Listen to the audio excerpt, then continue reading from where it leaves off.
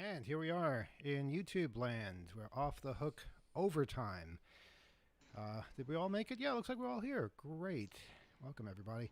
Our phone number, 802-321-4225, if you wish to join the conversation. And Gila, it seems like you want to do that right away. Go ahead. Well, yes, actually, there is a thought I had percolating from the end of the discussion. And sorry, we're just air checking YouTube. We're running on YouTube, and I'm hearing the echo, and it's a little... Anyway, the point I'm trying to make is that what Kyle was saying about the infrastructure and the system of the phone lines, and also it's true. I think if the companies can't figure out a way to upscale it, make it more of a revenue generator, they're not going to want to be interested in it. And I think it's almost going to need to become like hipsters are going to need to rescue landlines in the same way that they rescued vinyl.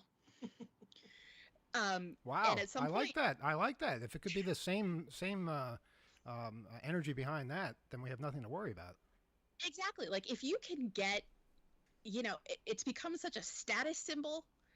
And I think that if we can, almost bring back the same kind of like fancy, not fancy, but fun, like landline phones. Like you remember when in the 80s when they had like those see-through things and you could see all the wires and they were just the coolest thing that existed. Mm-hmm. And the phone plane that Rob painted in his phone series. Oh, yeah. That was Canadian. If we can make it hip, like it needs to become the new vinyl. But the other thing it reminded me of was years ago, my dad, who was a firm believer in landlines, he had to call the cable company because the cable was out. No cable, no internet. And he called and he said, the cable and the internet are out. And they said, thank you for letting us know. Are you interested in upgrading to the triple play so you can have your phone service with us too? And my dad said, you know how I'm calling you right now? I wouldn't be able to do that if I transferred my phone service to you. And the guy on the other end was like, oh, I guess you're right. Touche is the right word to use, I think, in a situation like that. Absolutely brilliant. But yes, that's my idea. We need to make landline phones the next hipster cause celeb. Let's take our first phone call. Good evening. You're on Off the Hook Overtime. Hi, is it me? That's what? Hello? Yes, you're on the air. Okay, before I get to my main point, what was the title of the John Lennon song that you played to close out the show tonight? That was called Free the People. Bring on the Lucy, I believe.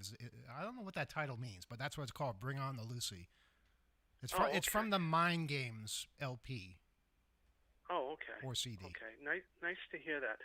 About a month ago, I was browsing through my Google search results, and I don't remember now what the topic was I was looking up at the time, but one of the sites that was high up on my list was one of Robert Steele's websites. And at first I was very enthusiastic because I remember seeing him speak at the Hope Conference. Mm-hmm.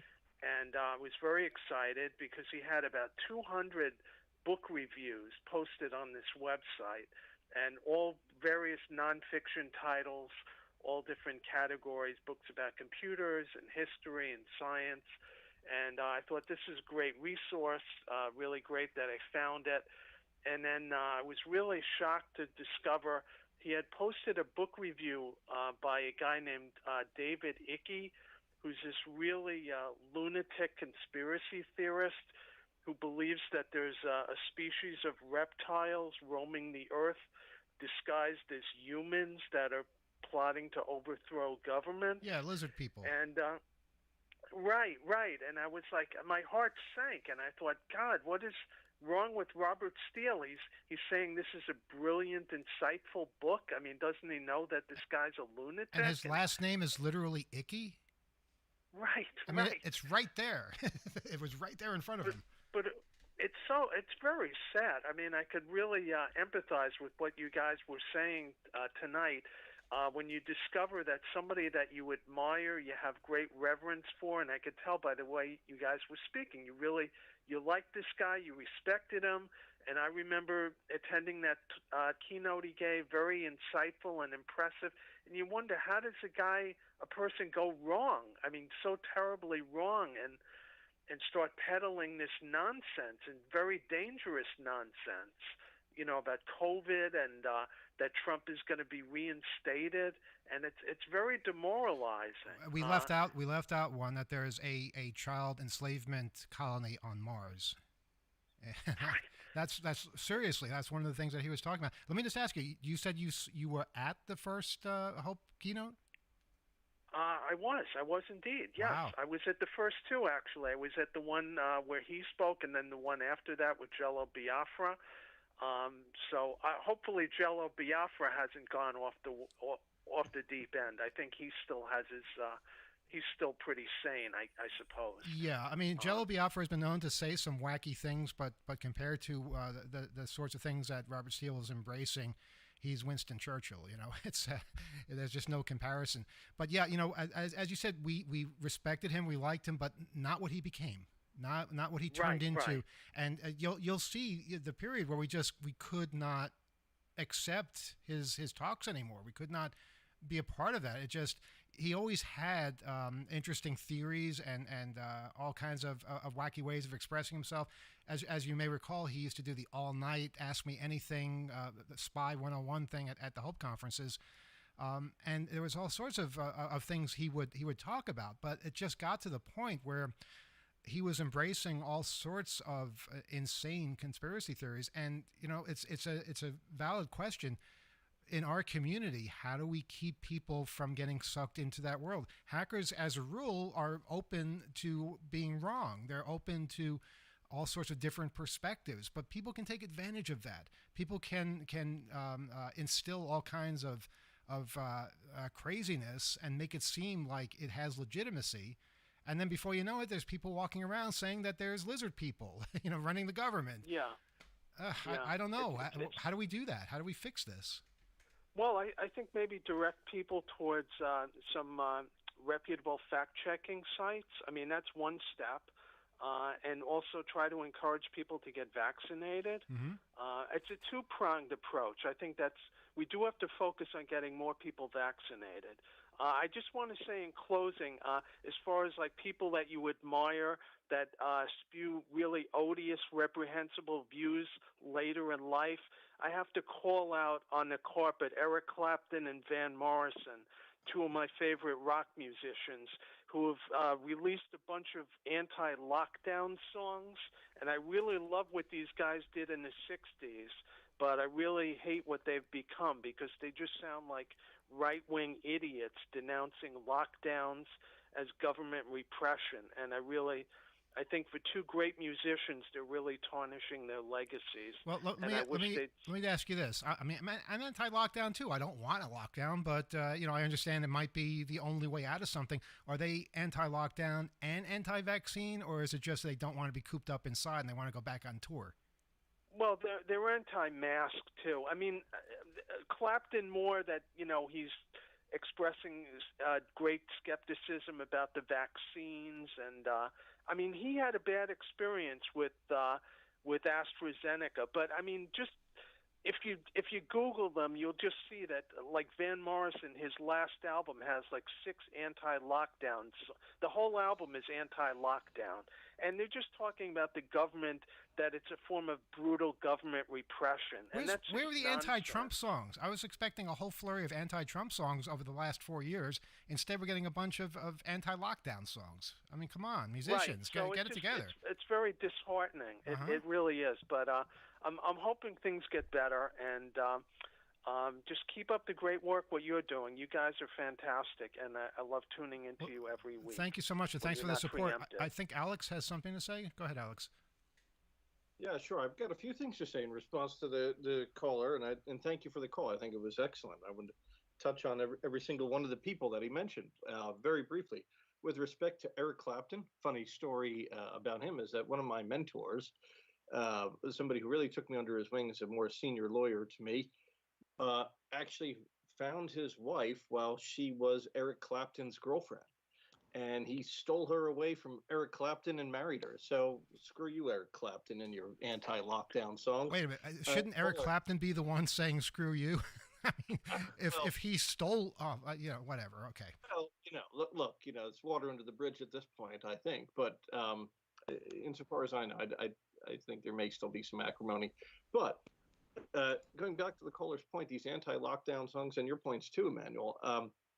There are obviously a lot on the other side, and I would direct the caller to check out Billy Bragg and some of his recent songs about the need to stay inside, which is a pro-lockdown song. Okay, I didn't know about this. Billy Bragg. Yeah, Okay.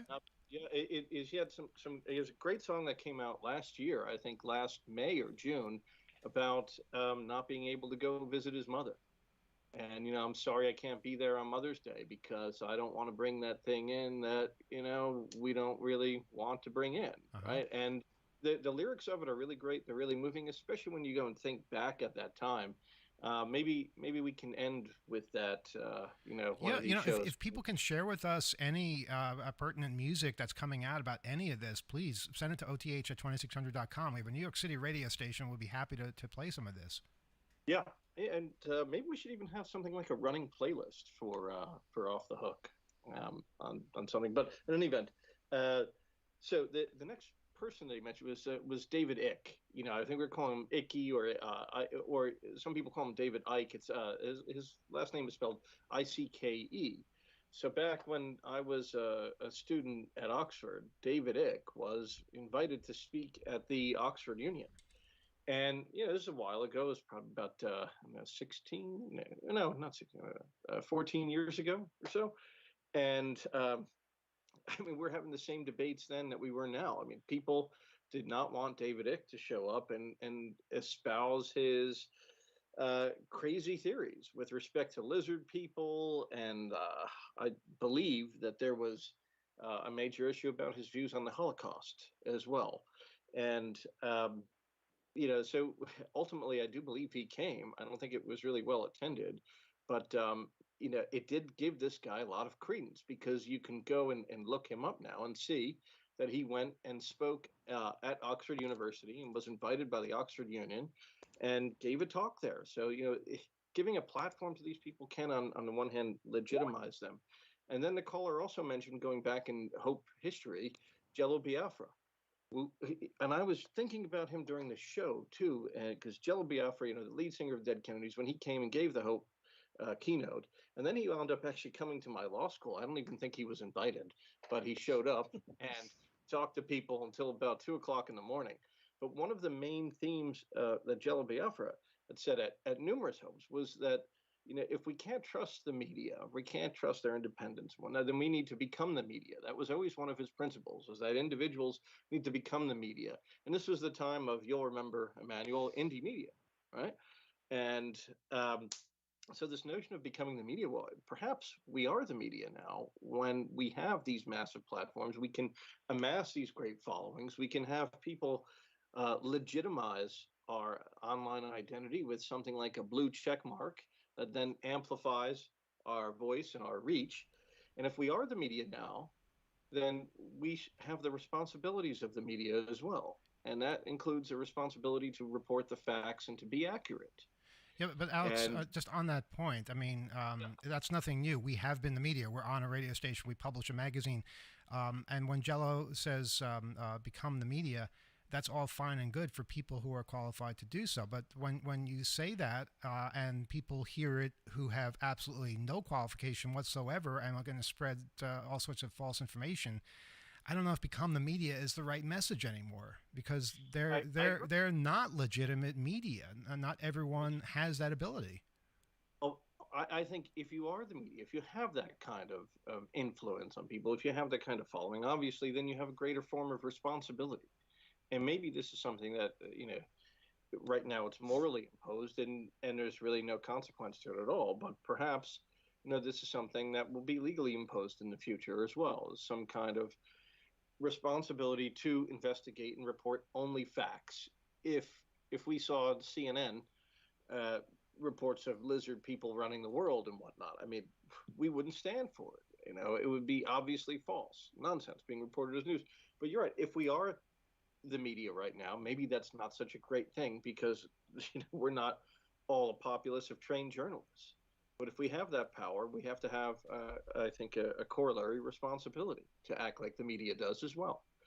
And I just don't see those ethical duties matching up right now. Yeah, and I think it's a responsibility really for actual journalists to find contributors and citizen reporters and verify the kinds of things that they're saying and help be less, have lower bars, but still verify as sort of gatekeepers to sort of mainstream channels. And I think you're seeing that a lot more, especially with the amount of like people that are brought in to speak with teleconferencing and video. It's been very prevalent, of course, with distancing and stuff in the last year. But even beyond that, I mean, mainstream entities are working and active on the ground, but they also are able to talk to people who are familiar as like community organizers or people that are active on the scene, and allowing them to be sort of guest contributors. So I think that in that way, mainstream institutions are becoming a little bit more accessible to the sort of we are the media crowd in that we all have the tools of the media. We're not necessarily as qualified, but when I hear that phrase, I'm really more thinking of it as we have the capability of reporting, all of us do, and could at any one point, if it's a shooting or a police brutality or something, it's on us because oftentimes there just isn't a reporter or someone there that can provide that in an authoritative way. But I think fixing this is as challenging as fixing the cult behavior that people are being drawn to, because as soon as you say this is valid media, this is legitimate, well, someone else is going to pop up. There'll be a Fox News, and if there isn't a Fox News, then there'll be a Newsmax, and if that doesn't work, there's going to be something else.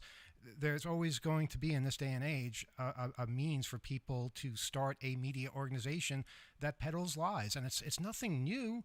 This has been going on for as long as media existed, as arms of propaganda for the governments or corporations or political parties, all sorts of ways that you can be lied to.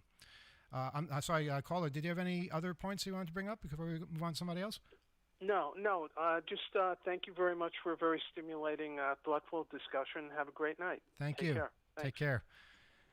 And please keep listening. Our phone number 802-321-4225, 802-321-HACK. That is a great point.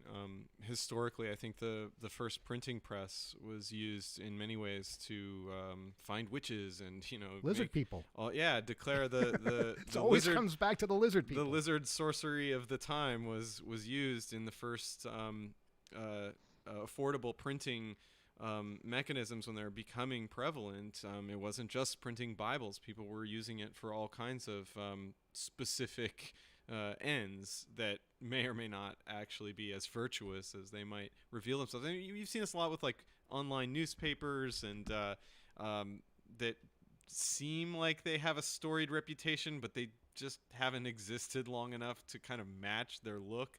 There's a lot of those kinds of fake kind of just clone news sites. I like to think of them as clones. And then also, like you said, clone networks of like, oh, we're not as left as Fox. We're going to be even more to one side, and et cetera, et cetera. So that is because the barrier and the cost is so low. I believe if I know my area codes, we have a call from Missouri on the phone. Do we? Yeah. This is Missouri on the phone. Okay, go ahead. Yeah. This is Phil from Missouri. How you doing? Good. How you doing? I'm okay. About the conspiracy stuff, it doesn't matter what you tell them. They're just going to make up a conspiracy to cover for that conspiracy. They're just going to keep pushing the goalposts back. Yeah, that's why the truth is not the answer. The truth is not going to set anyone free. It's not going to convince them. They're always going to have something else. So we have to find another means. Well, in Australia, they have a show called Media Watch, right? So they'll review the week's news or daily or something like that. I don't know how to do it, but they'll go through and ABC, I think, in Australia is sort of like our Fox News. I think they're a bit better than that. I think they're more mainstream than Fox News. They're owned by the same company, I think. Well, Sky. they do it every week or every day or whatnot, and they call them out on stuff, and they've been calling out reality shows with their ads and stuff like that. Like they'll sneak in, like they have a bachelorette down there too. So there's a bachelorette everywhere. Yeah, But I think it was Zuzu was selling a truck. So they set up a date with the truck, and they had the guy actually talk about the truck when they were interviewing before the date. Things like that, but it sometimes it just I don't know if you ever go on Facebook on Fox News Facebook page. Earlier today, they were talking about Biden left all this equipment behind and everything else, and getting everybody riled up on that, right? Mm-hmm. Well, just like a couple hours ago, they also put up a story saying, well, the terrorists are mad because none of the equipment is working. And they got people riled up on that. So they're riling them up against two different sides of the same story. And it's just like your namesake, right? Where in 1984, where they're throwing cabbage at the movie screen because Emmanuel Goldstein is up there, right? Yeah, the 2-minute hate. It's exactly like that. I mean, it's really freaky. The 2-minute hate, my favorite part of the day. But I don't know. Have you heard about the Twitch blackout tomorrow? No, I don't know anything about that. Okay, they have something going on when they're streaming. They have these like hate raids where a bunch of bots go into when they're streaming into their chat room and start streaming like racist stuff and stuff like that. Okay. So tomorrow, everybody on Twitch who's streaming, who's been getting this, they're going to just shut down for the day. They're boycotting Twitch for a day because Twitch takes half the revenue they get. Like if you donate to them like $1, they get 50 cents from it and whatnot, and the ad revenue. So they decided they just had enough. If Twitch isn't going to stop anything like this, they'll just stop broadcasting for a day and just see if it hurts Twitch's bottom line or whatnot. Okay. Well, I don't use Twitch. I'm not even sure what Twitch is, to be honest. We did stream parts. Well, it's like YouTube for gaming. Okay, that's probably why I don't know. Yeah, the conference was on Twitch for okay. the conference wasn't a game. We had some of the streams, I believe, syndicated. We tried it out. We're not as adept at using it. It was an experiment. Got it. Yeah, OBS is real easy to use with that. Yeah, shout out to OBS, man. That is great software. We've had a lot of fun with that, and I know a lot of people. It's saved the day for them. Yes, that's I do know that much. The quick setup for it is crazy good. Can't say enough about it. I'm sure others feel the same way. Any other thoughts, caller? Well, you ever seen Verbatim on YouTube? It's like a science channel. I don't spend a lot of time on YouTube, and I certainly don't spend time on Facebook. So a lot of things I don't know. Well, anyway, he was talking about. I think it was yesterday when he put it out that cosmic rays can cause a bit flip on a chip. Yes. And it actually affected an election in Europe, like back in '96 or something like that. Because it wasn't the silicon they were using, something weird about it, and that they used to put the chip in itself, right? The a cosmic ray flip a bit and cause 4,000 votes to go one way or another. And I was just thinking, I wonder how long it would take for the Fox News crowd to pick up on that and start a conspiracy with the election. Well, it does sound like a conspiracy that a bit flip because of cosmic rays. Just has that sound to it, but it happens to be scientifically true. Yeah. Yeah, there's ways of building in mechanisms to prevent random bit rot and stuff like that happening. Yeah. But it's definitely a valid consideration. All right, listen. Thanks for your call. We're gonna try and take some more calls and also try to fix some technical problems. No, don't apologize. It's great hearing from you, and keep listening. Okay. You have All a right. good day. Take care. Bye. Now, I understand our levels are. We can talk about this because we're not on the radio, so it's not unprofessional. Even though we're not professional there either. We have low audio on YouTube. Is that correct, Rob? Yeah, it's understandable if you peg the volume all the way up, but it's on the low side. It's lower than we want. We have everything turned up, and that's. Should we just talk louder? We could do that. I don't know what else we can try. Kyle's tearing his hair out here. I mean, a couple of listeners have pinged us to let us know, and thank you there. We always appreciate your emails, your messages, your tweets. to let us know when stuff like this is going on, or just to let us know what's on your mind. We also have the ability to have the archive be of full volume, because I see the levels look good on our end, so we can always, maybe not on YouTube, but on the 2600.com archive, where we also keep an archive of this. Did you find anything, Kyle? Yes. Wait, you found a solution? Okay. Kyle's walking back to his microphone now, which is about a half mile away from mine. When he gets there, he'll tell us what he found. The input volume is a little bit lower because of some other projects we were working on that were sound related. Oh, wow. Okay. We do other things during the week, and sometimes that messes up these things. How does it sound now, Rob? I think it's sounding better now. Yeah. It sounds better. Okay, that's going to be problematic, because now it's going to be half low and half high. But I guess we'll just have to live with it. You know, it's one of these things. It's one of these things. We'll be lucky if the roof doesn't cave in, because Ida is pouring rain on us right now. Are you getting rain in Queens, Rob? We've been getting a little bit of rain and some heavy winds, but nothing worrisome. Au Here. contraire, there was a huge thunderclap in the middle of the show. That was fun. Wow, Like, we heard it you through got thunder. headphones. You got thunder. We have no thunder out here on Long Island. How about Alex? Where are you? I'm in Pennsylvania. Oh, okay. And- Did you get And I don't know the if you storm? saw, but towards the end of the show, I had to run out because a massive tree had fallen.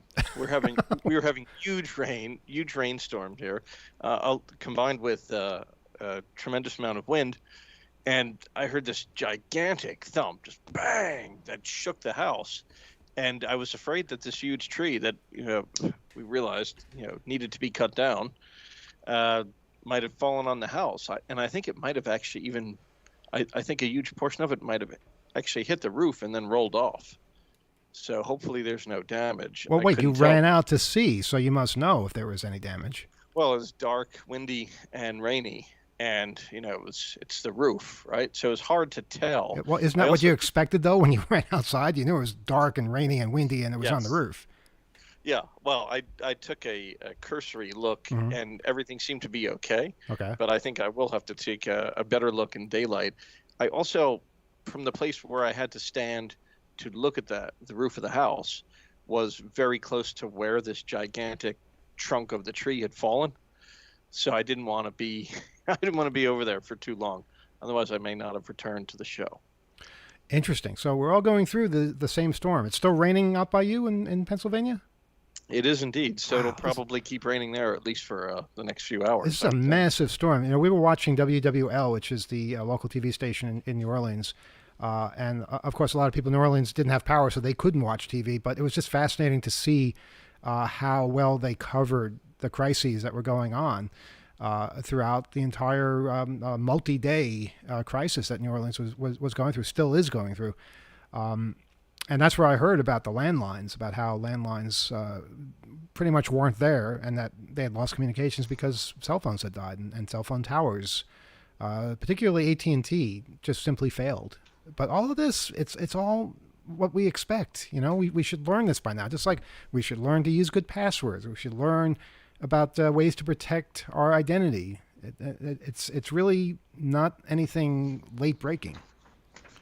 It's so sad to hear too, because we're not even really getting at the corruption and greed that's involved in making these systems and lacking like the regulation. I don't know, one of the articles we had, I think it was the Tech Dirt article, was pretty scathing about AT&T's handling of that. And I want to go back to something that and that's just, we're just so charitable. We're just like, oh, we've been saying this for years, and gosh, we should embrace all kinds of things. No, they're greedy. Their system sucks. Can I just read the headline from that Tech Dirt article? AT&T's 911 cellular networks faceplant in wake of Hurricane Ida. Yeah, it's a good article. I suggest reading it. So true. And that just like, we're not even going in hard on the bureaucratic and corporate aspect of it, which is lengthy, storied, and I mean, for such a dominant, powerful, wealthy company to have failed so ingloriously there in an emergency is astounding and kind of makes sense. It's predictable. It kind of was bound to happen. Because that's not where their interests are. They're making shareholders happy and they set prices with all their other cronies for all the other networks and elbow out any kind of regulation. This is what happened when Ajit Pai was running the FCC for years, and Powell before him into the ground.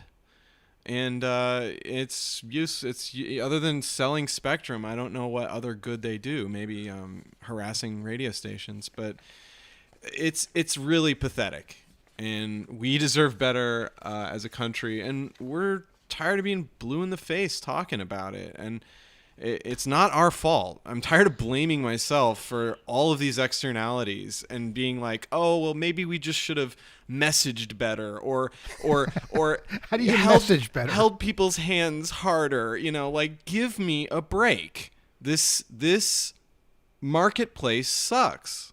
I'm tired of commenting on it. It's boring.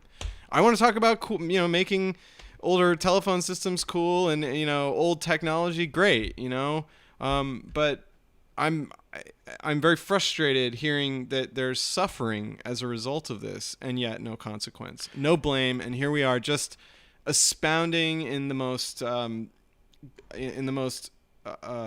aspirational, altruistic terms when there's real failings at the foundation of this, in my view. Well, this might make you feel better. The chief executive of America's second largest wireless network apologized to millions of customers who had their data stolen in a hack of the company's systems. The hack resulted in the exposure of personal information, including names, driver's license numbers, and social security numbers of as many as 40 million current and former T-Mobile customers. No credit card information was lost. They say that as if that's something we should be celebrating. Why do they have our social security numbers? Why do they have our driver's license numbers? There's no reason to give them that information. There's no reason they should ask you for that information. It's a telephone. You pay your bill, you continue to have the telephone. You stop paying it, they disconnect you, period. That's it. They don't need to know where you live. They don't need to know anything. And yet somehow we've told ourselves we have to give them all this information. Well, this is what happens when you give them the information. They lose it. They share it with people they're not supposed to share it with, and you're the one that winds up paying for it. CEO Mike Sievert said in a blog post on Friday, "We didn't live up to the expectations we have for ourselves to protect our customers." Yeah, you sure didn't, and you continue not to, and you're not alone. And that goes for utility companies. That goes for all kinds of media outlets that simply don't keep information as secure as they should. It's not hard. It's not hard, but it is hard. It's a hard job, but it's not hard to know this. To realize this is where you have to focus attention, and I just wish they took it more seriously. Alex? Yeah, sure. I'll push back against that a little bit. I think we have to be careful of blaming the victim. I know we talked about this already. We are the victim, Alex. T-Mobile and AT&T are not the victims. They're the culprits. Right. They're the ones with the data letting it go and not caring enough to protect it. So they are not the victims here. Well, it's hard to say. Look, as somebody as a security practitioner too, it's hard to say whether they're the culprit or not without knowing, what kind of controls they had in place. How did this happen? Whether there was some form of negligence involved. But it's a very difficult thing, and I agree. I think data should be minimized to the extent possible, and that's a lot of what the practice of privacy law and privacy engineering is all about these days. But it's very, very hard. Can you think of a single good reason that a phone company needs your social security number? Yeah, to use it to run some kind of periodic credit check on you, something like that, where that information your is required. Your name can do that. Social security should be for social security. That's my understanding. Well, maybe it's to verify. Maybe it's another piece of information used to verify your identity. And why do they need to verify your identity? Why can't I get a phone under an assumed name? Why is that so important? Gila?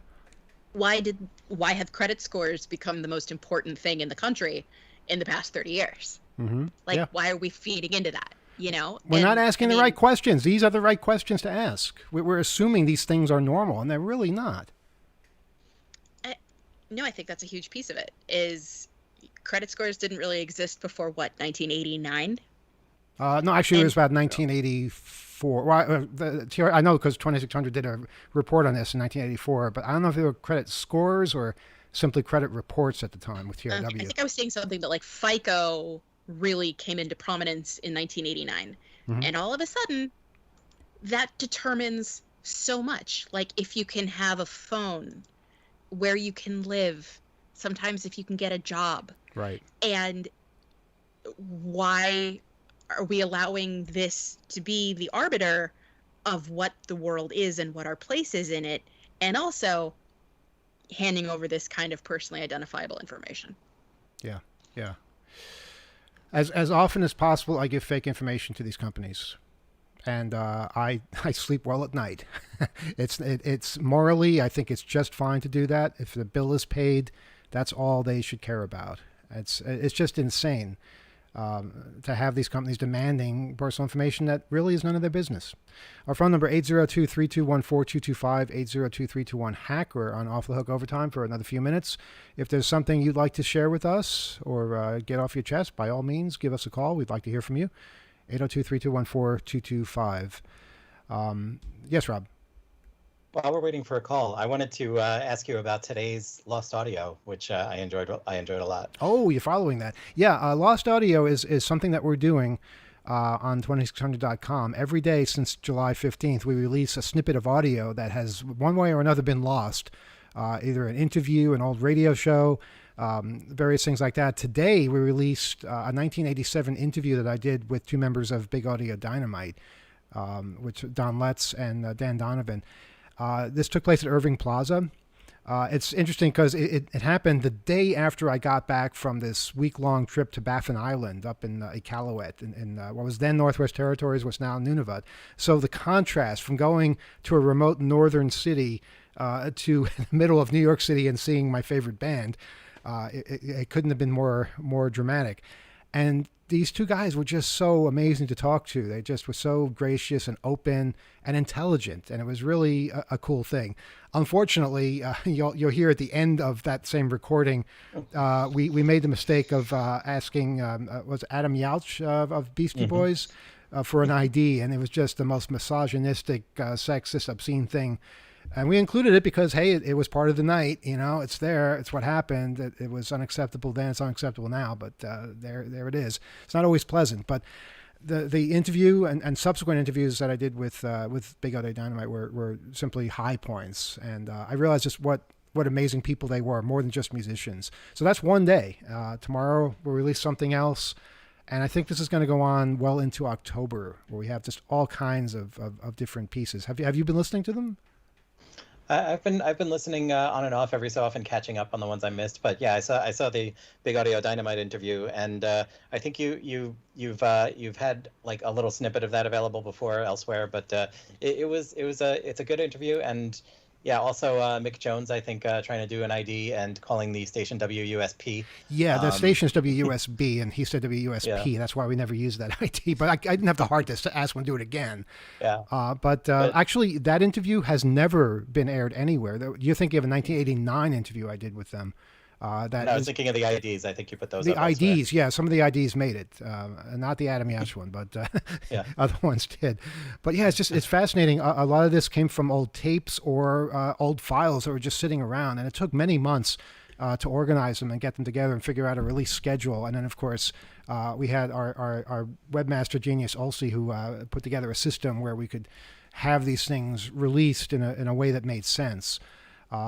And you know what? There might be more, and maybe listeners have more audio that we've lost track of. If you think you have something, write to us, oth@2600.com. We'd love to hear just what kinds of material you might have. Yeah, before we do the wax cylinder encoding project, we need to get all the tapes so we can move past tape, and we'll switch mediums. You know, we have a wax cylinder machine, and we have some wax cylinders.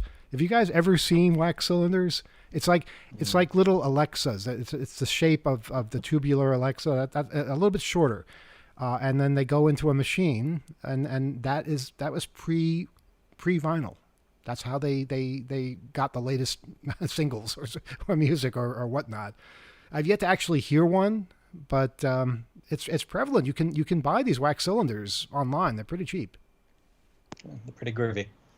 Yeah. Yeah. And it would be fun to learn about it and maybe figure out a way to record our own wax cylinder. Wouldn't that be cool? Okay, so That's a great premium, right? yeah, yeah.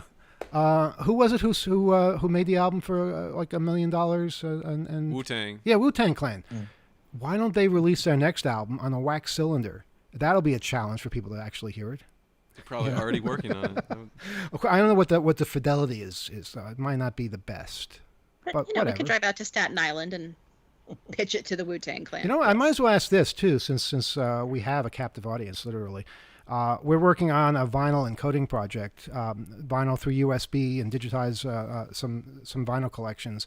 And we're having a heck of a time finding a good setup, a phonograph with a decent USB output that saves to a WAV format, and that doesn't do things like distort or have a tone arm that skips all over the place. You know, a decent turntable with a decent USB output. That's what I'm looking for. If anyone has any suggestions, again, write to us, oth@2600.com. This is one of many projects that we are involved in. Yeah, it's tricky. It's this weird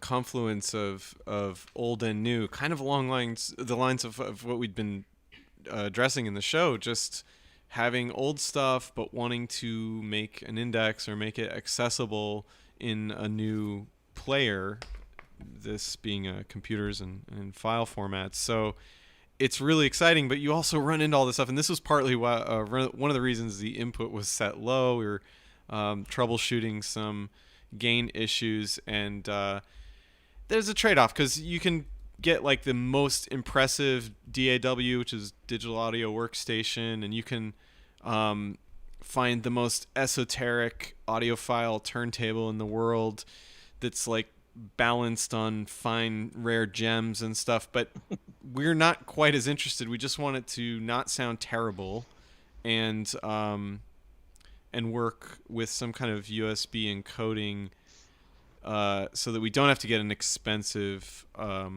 audio interface, which is totally possible. We do a lot with that anyway with radio, and there are a couple. We're going to experiment. We're still experimenting and trying to find something we're happy with, but some of the cheaper software and other packages out there work great for what we need, but they don't have as much variability in the kinds of inputs. It's weird, and audio recording with USB is weird, so we're not totally sold on that either. It's an interesting project, but it's important because it allows you to know what you have in your collection. Like if you have a library, you want to quickly search through what titles and go grab an album or find out what album the song was on. It would really complement that. And we know there's so many hackers out there that have done probably way more complicated encodings, and we just want to find out what's worked for people and then maybe share it, because we also do so much with the radio stations. We've seen what places like WFMU and other places have done with record libraries and stuff. So it's a really important kind of technical initiative, kind of like our voicemail system, voice BBS system, where we're organizing all those recordings. That's what you do. You bring it into a new format, bring it into a new era, so that it's not just locked on some media. Yeah, absolutely. Have we gotten any calls? 802-321-4225. We're gonna leave it open for another couple of minutes. I wasn't looking, but I don't think I heard it. If you're in a storm-affected area, as we are right now. But if you just weathered a storm, please call us. Tell us how it went. And we know that the phone works. A landline will work in rain. Can't always say that about cell phones, but we want to know like what kinds of things you're going through. If you need anything, what kind of messages you might want to get out about how hard it is to communicate. We're here. We'd love to share. I'm sure it might be hard to listen to us, but if you can listen to us, you could probably maybe find a way to reach out. Yeah, that's well said. This story here, which I found kind of interesting and perplexing at the same time, a hacker has returned $336,000. A lot of hackers returning money lately. This hacker returned $336,000 to a British collector after he tricked him into buying a fake Banksy NFT advertised through the artist's official website. Yeah, a link to an online auction for the NFT was posted on a now deleted page of banksy.co.uk. The auction ended early after the man offered 90% more than rival bidders. Banksy's team told the BBC any Banksy NFT auctions are not affiliated with the artist in any shape or form. In case you don't know, with NFTs, artwork can be tokenized to create a digital certificate of ownership that can be bought and sold, but they do not generally give the buyer the actual artwork or its copyright. Yeah, we'll come back to that. The Banksy fan who got duped says he thought he was buying the world famous graffiti artist's first ever NFT. The man, who is in his 30s and wanted to remain anonymous, and I can understand why, explained over Twitter direct messages that he suspects Banksy's site was hacked and he was the victim of an elaborate scam. He says the hacker returned all of the money except for the transaction fee of around £5,000 on Monday evening. And honestly, I think whoever charged the £5,000 should return that. Why is it that those guys get to keep it? You know, whoever they are, that's just not right. The prominent NFT collector uses the online name Pranksy, and he said the whole episode was bizarre, but that the hacker may have gotten scared. Or you know what? Maybe the hacker was just honest and wanted to teach you a lesson. Your name is Pranksy, after all. I feel very lucky when a lot of others in a similar situation with less reach would not have had the same outcome. Oh, so it's your reach that did it.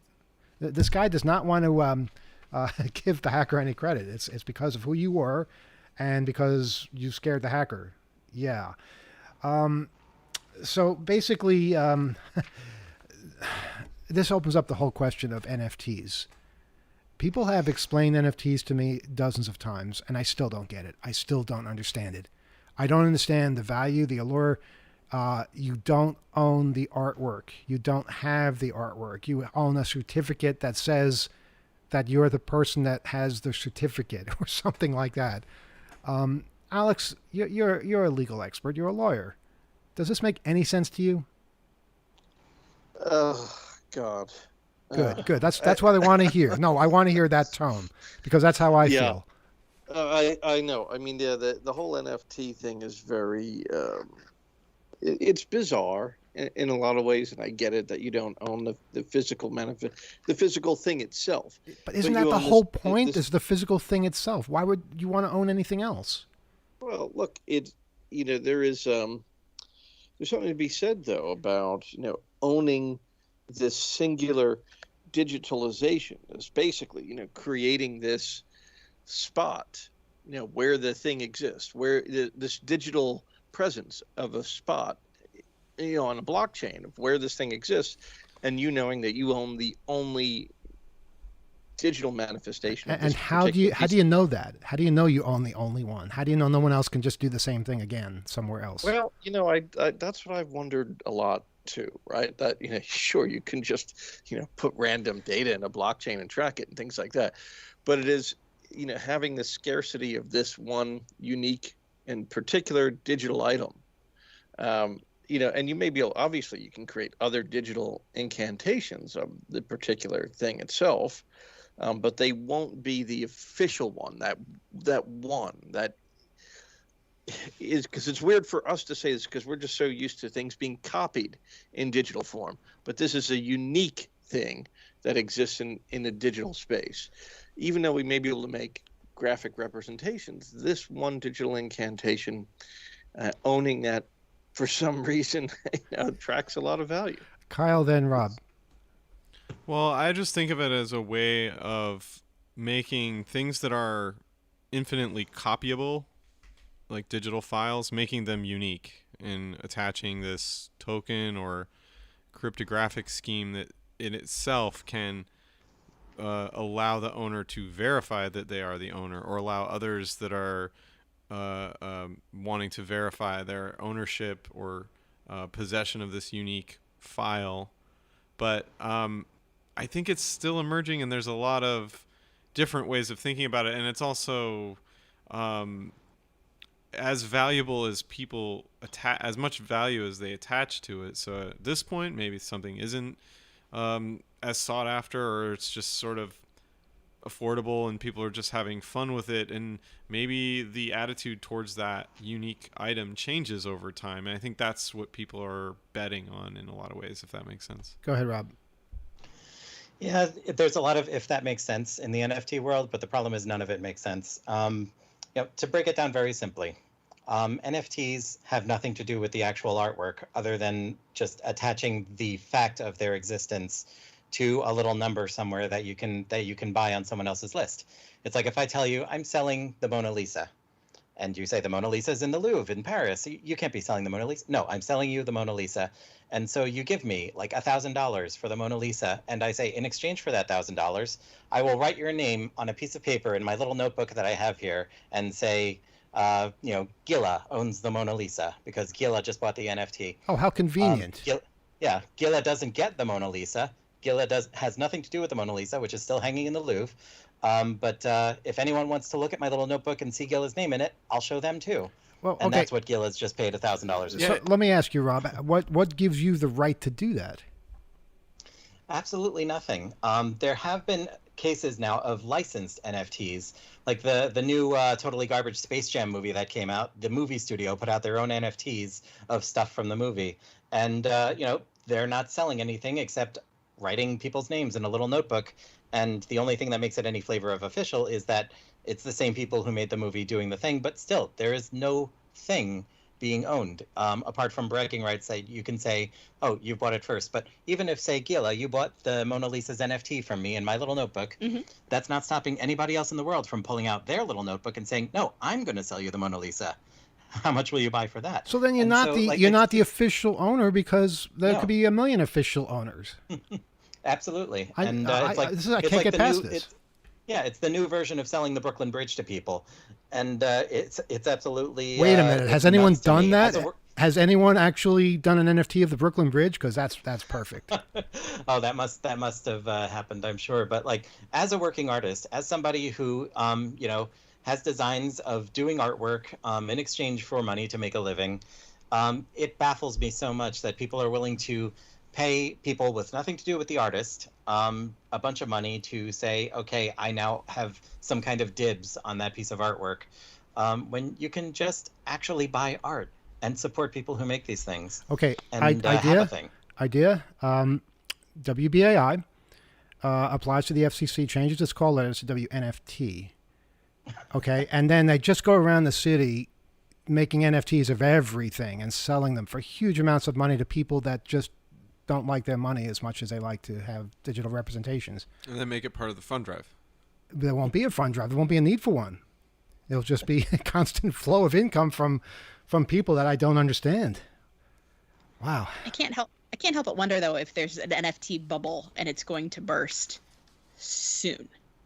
There seems to be like waves of more and more people kind of who got caught up in this whole thing now, like this person looking at this NFT thing and going, what have I actually got here?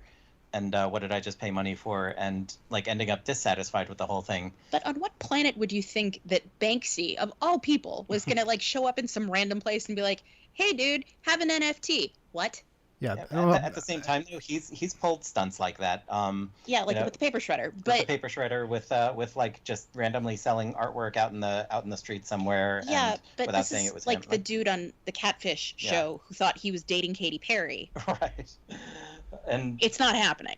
Yeah, but it's, and there are ways to buy art. There are ways to support people who create things.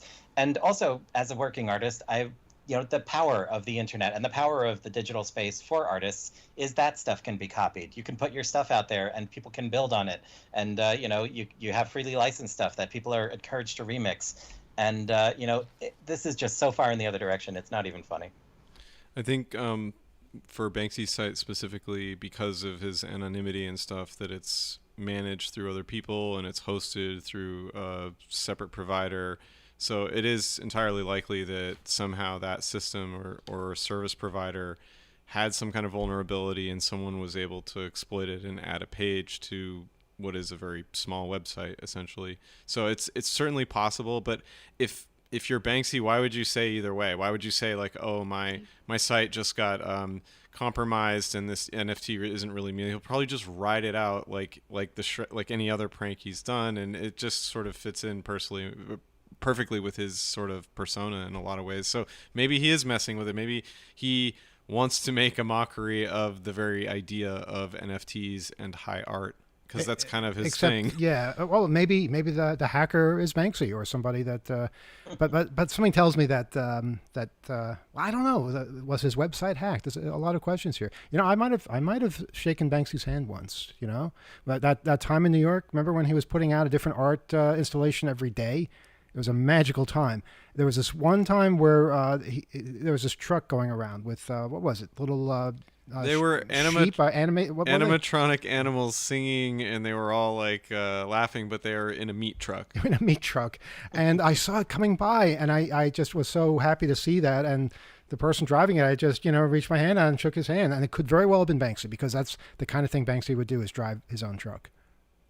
Yeah, I could totally see that. That's details. Let me have that. Okay, all about details. There's that possibility. But just a conclusion to this story, how serious this could have been. Tom Robinson from cryptocurrency analysts or analysis company Elliptic confirmed there was nothing the buyer could do once they placed their bid on the auction platform OpenSea. OpenSea is the eBay of NFTs. I'll say that again for dramatic effect. OpenSea is the eBay of NFTs. Boy, I can imagine a 1990s version of me wondering what the hell I just said. It allows anyone to sell digital art that they own or have created themselves. Once a bid has been placed, the seller can accept, and the cryptocurrency is irreversibly transferred.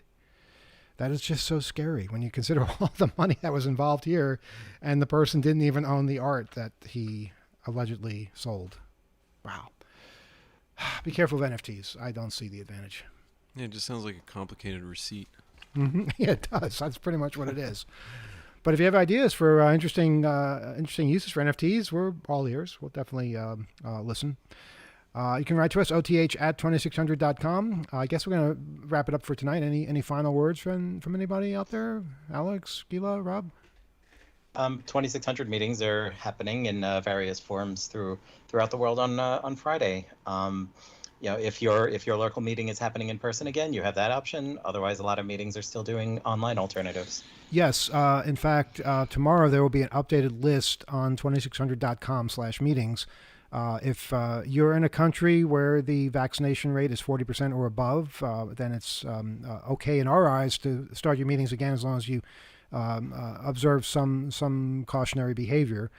And we're slowly starting to populate the meetings again. I know New York is. How have the meetings gone in New York so far, Rob? They've been going well. I mean, we've done 2 of them now in person in an outdoor space, out in the front entrance, in front of the front entrance of the atrium on 53rd Street and 3rd Avenue, and we're going to do that again this week. And it's been going well. I know, unfortunately, and I don't have permission to give out names or anything, but unfortunately, there are a couple of people who are regulars at our events and have been for ages, who are now fighting Delta. So, just anonymously going to send some good vibes out in that direction. But yes, you're encouraged to, if you're vaccinated, and if you're interested in meeting up in person again, come out to the atrium on Friday and check it out. The info will be on nyc2600.net. And if you're not into coming out in person, there will still be an online teleconference version for people to do from home. And not to get too much personal information here, but do you know if those people were vaccinated?